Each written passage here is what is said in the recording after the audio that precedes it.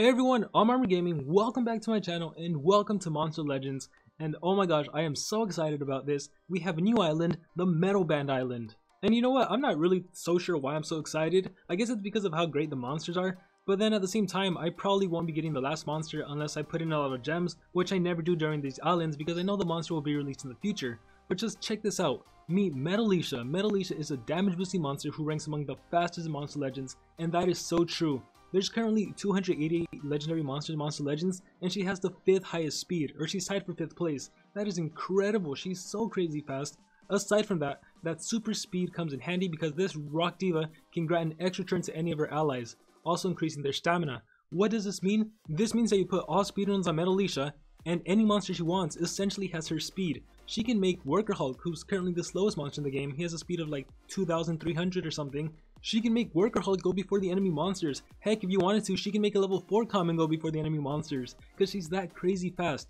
What else can she do? However, this massive boost also comes at a cost. The target ally will be so fired up that it will suffer damage from Ignite. She'll be able to boost her allies' damage for up to 3 times higher than their usual value. She is also able to resurrect a dead ally, so she can do a lot. Now, when she was first announced, it said she was gonna, that extra turn skill, it was gonna do Burning and Ignition. I guess they've changed it only to Ignition, so that's better because now you're not really killing your ally that much. But yeah, she can also grant triple damage. I believe she can also grant double damage to all of your allies. She can resurrect one of your dead allies. She has a resurrection skill. And she's a fire monster. She's like the first ultimate fire supportive monster. She's incredible. She's like deny too, because she can make a deny monster go first. She can make your attack monster go first and kill the enemy. Oh my gosh, I really want her. Once again though, let's just go into this MetalBand Island and just check this out. It's 6 days, 15 hours left at the time recording this video. The first monster you get is an epic monster. What's his name? Like MC something, MC Dino, MC Boss. So MC Boss, I don't think he's that great of a monster. I don't remember anything about him. You get 5 free Elementium early on. And then check this out, you get one of the newest legendary monsters, Keithor. He's the 3rd one.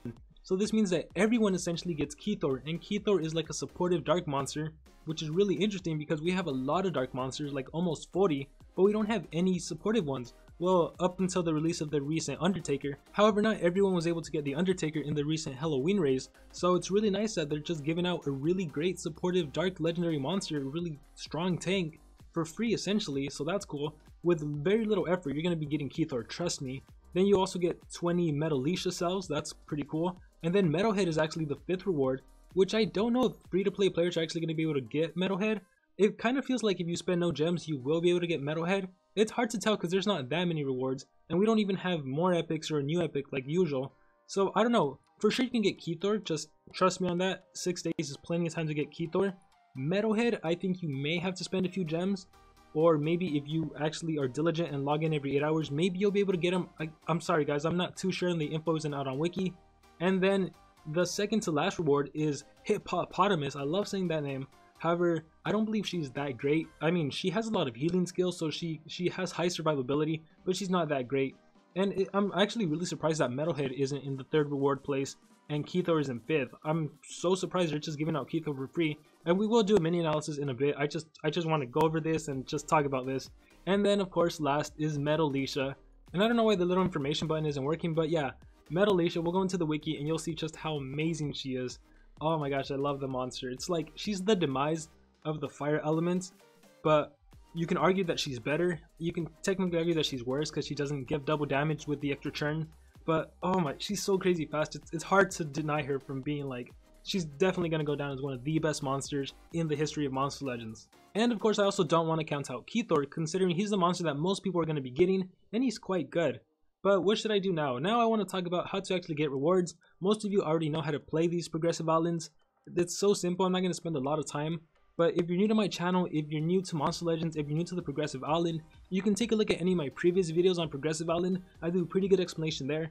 But basically all you need to know is that the items spawn after a certain amount of time, and there's a limit to how many items you can actually get for a period of time. So every 8 hours, for example, you can get 6 items for collecting gold. You can get 4 chicken legs, and you can get 1 heart from beating monsters. So that's every 8 hours, which means for the feedier monsters, you get 1 turkey leg every 2 hours.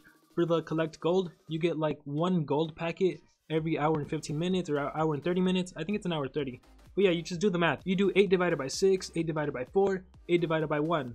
So for example, I logged in at 7 AM, I collected all of my rewards, and right now for me it's 1:20 PM. which means if I wanted to, I could probably get 3 more chicken legs, and I could probably get, let's see, maybe about 4 or 5 collect gold items, but I'm not going to. I'm just going to wait the extra hour and 40 minutes. I'll log back in at 3 p.m. and then when it's finally 3 p.m, because that's going to be 8 hours after I last logged in, I'm going to get 6 more items for collecting gold, 4 more for feeding my monsters, and 1 more for beating my monsters. So that's how you do it. If there's anything you need to know about Progressive Island, it's just that you have to log in every 8 hours and do the required tasks. So for me right now, it's collecting gold, feeding your monsters, and breeding your monsters. And just a quick note on getting that item for breeding your monsters, let me show you my breeding log. I did Pandakin and Greenasaur over and over again, and I wasn't getting my item, my little heart. As you can see, I tried breeding 6 hours 21 minutes ago, which is why I'm going to log in 1 hour and 40 minutes. But yeah, I tried it over and over again, and I wasn't getting my item. I did find that if I bred a different monster, so right here I did a Thunder Eagle only takes 4 hours, then it automatically works. So just try doing that if you find yourself not getting the heart item, the breeding your monster item, or even the hatching your monster item. Alright, and with all that said, let's jump into the mini analysis portion of the video.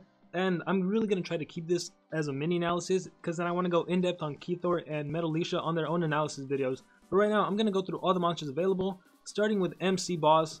Power 2760, life 17122, speed 2850, and these are rather okay stats for an epic monster. His trait is hardened. He's also in the Dragon Book. Now the thing about being in the Dragon Book is that there are plenty of great legendary monsters that you'll probably never use MC Boss in a Dragon Book unless you're just starting off. His ultimate attack is enter the free zone, 75 thunder based damage to all of the enemy monsters, and as for some of his regular attacks, let's see, he has drop it down, 50 damage, no cooldown. Oh my gosh, 40 damage thunder based AoE. The music is too loud, no cooldown stun skill, spammable stun, that is pretty nice. Woof woof, 60 damage earth based attack, flashy dancing lights, it's an AoE daze.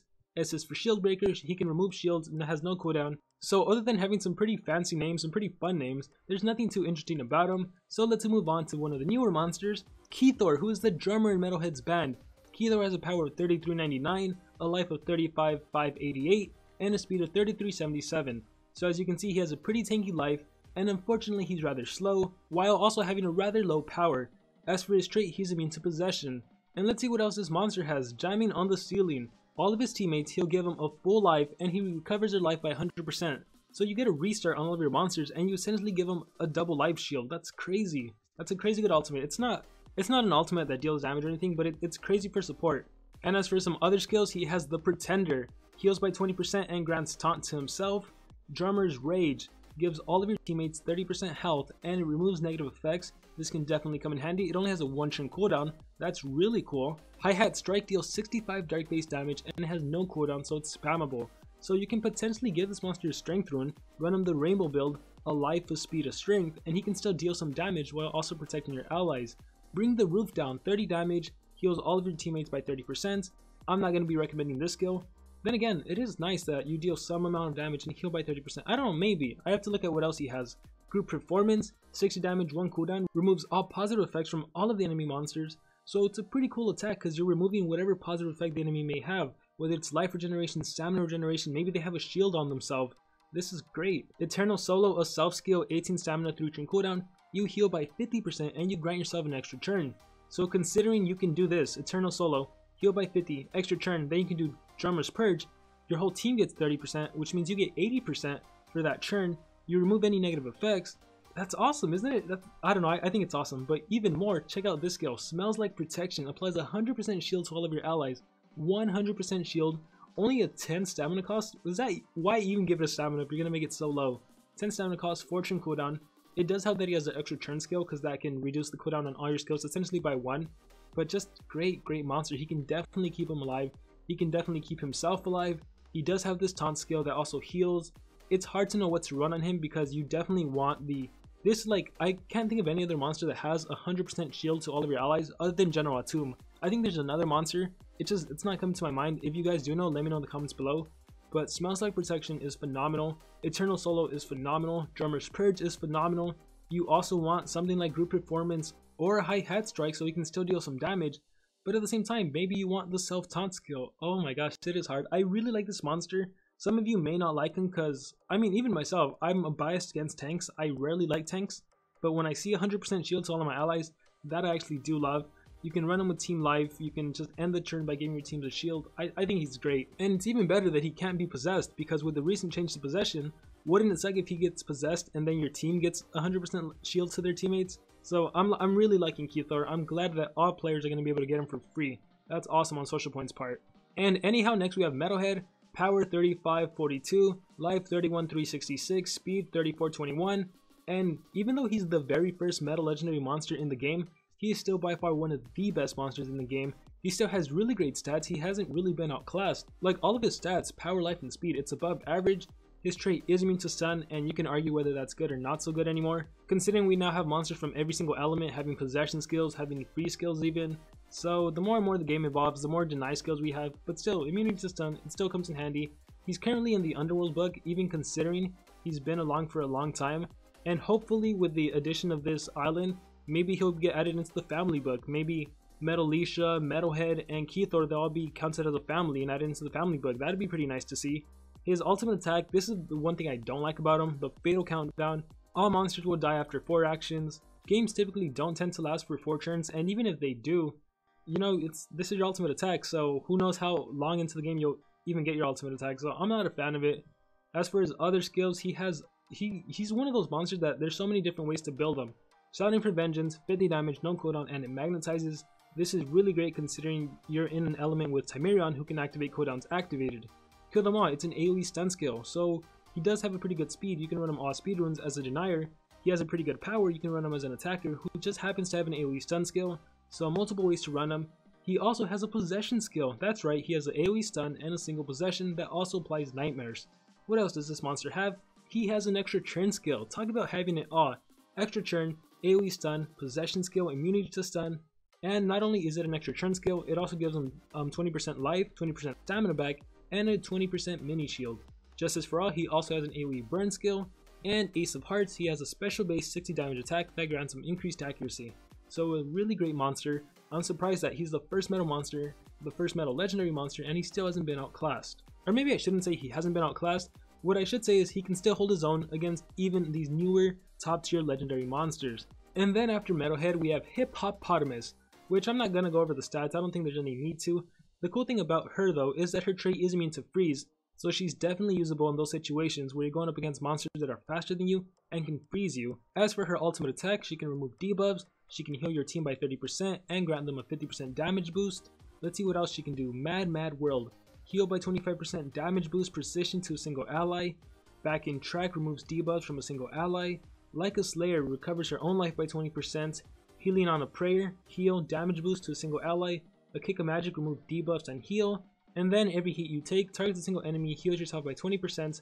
I guess one way you could utilize Hippopotamus is if you're going up against a monster like Krampus who does AoE freeze, you can't be frozen, then you can use a Kick of Magic to remove the debuff from your attacker or your deny monster. Just make Hippopotamus go before them if you can.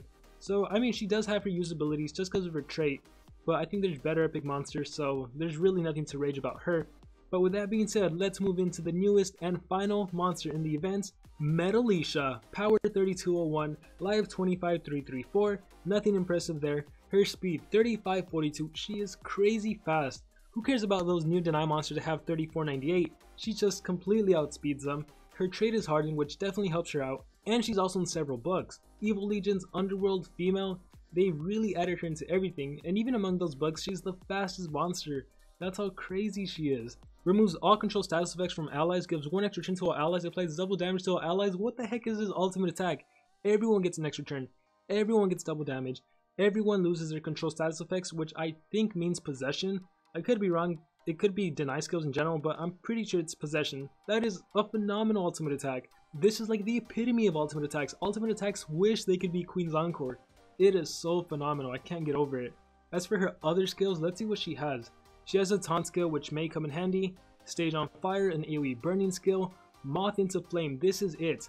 Extra turn to an ally, ignition to the ally, and they get 50% of their stamina back. That is just wow. One more song, 18 stamina, 3 turn cooldown, Resurrection skill. Wow, I mean they only recover with 50% of their life, but just wow. Puppet Master, yeah, this is it. Team ally skill, everyone gets double damage, removes control effects. Now the only downside to her, actually you'll notice, is that Moth into the Flame, this doesn't give a damage boost like Demise or like Cloud, Puppet Master, even though it's double damage, it only lasts for one turn. Enter Damage Man, triple damage. It's only for one turn to a single ally. So it's hard to actually stack combos with her. Whereas like with other monsters like Samael, he grants 50% damage boost to last for 2 turns, so then you can stack that with triple damage or double damage. But with Metalisha, you can't really do that with these support skills. But anyhow, triple damage, double damage, remove control effects, and so if this does override possession, that's really awesome because you don't want to give your monster double damage and then just have him attack yourself. And then fiery solo, ignition to a single enemy monster.